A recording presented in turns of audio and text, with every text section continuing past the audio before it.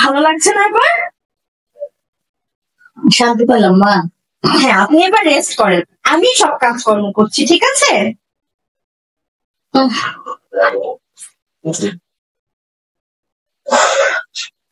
পেটটা মানে এমন করতেছে কেন?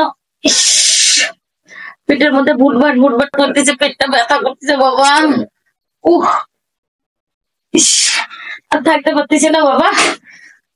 যাই একটু বাথরুমের দিক যাই বাবা। উহ,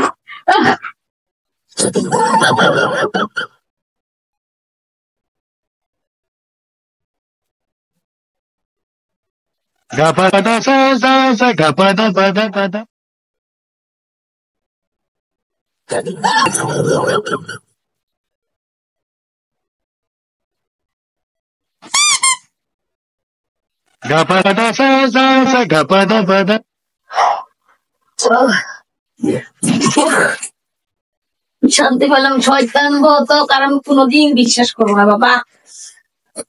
শয়তান নিয়ে আমি যদি এক বাপের এক বিটি হয়ে থাকি তোকে আমি এমন শিক্ষা দেব, উচিত শিক্ষা দেব বাপরে, তো কারণ কোনোদিন বিশ্বাস করবো না।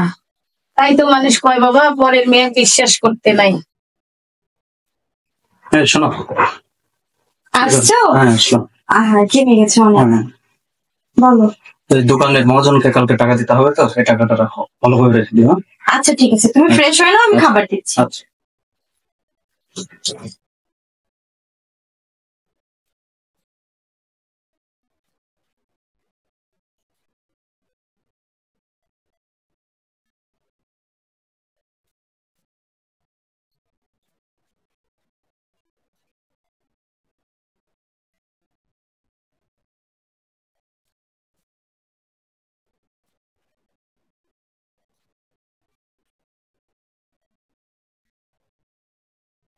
হ্যাঁ রিয়া, হ্যাঁ বলো।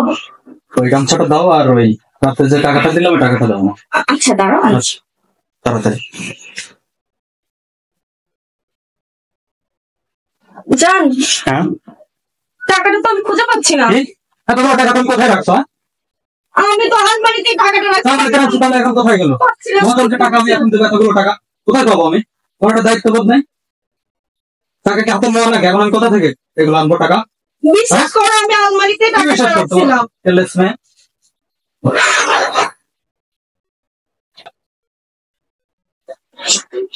আইরে আমার বেটাটার কি হলো রে বাবা। আল্লাহ গো, আমার স্বামীটার কি হলো গো আল্লাহ। এই দরজার শাশুড়ির জন্য আমার স্বামীটা অসুস্থ হয়ে গেছে।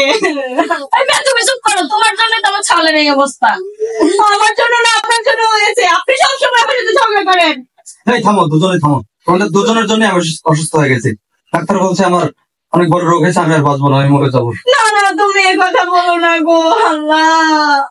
তুমি না থাকলে আমরা ঝগড়া করে কি করবো আম্মা? আমরা এক হয়ে যাই আম্মা, ও না থাকলে মা আমরা দুজন এক হয়ে যাই মা। আমার স্বামী যদি না থাকে আমরা কম পার্টি করবো না। আল্লাহ, আমার স্বামীকে ভালো করে দাও। এই তুমি উঠো না, তুমি তো অসুস্থ। চলে থাক বাবা। অসুস্থ হয়ে গেছি। তুমি তো অসুস্থ, ডাক্তার তো বলছে তোমার অনেক বড় রোগ আমি হয়েছে। কোনো অসুস্থ না, আমি তোমাদের দুজনকে মিল করার জন্য আমি এটা অভিনয় করছি। আমি সুস্থ আছি। আল্লাহ গো, রহম করো।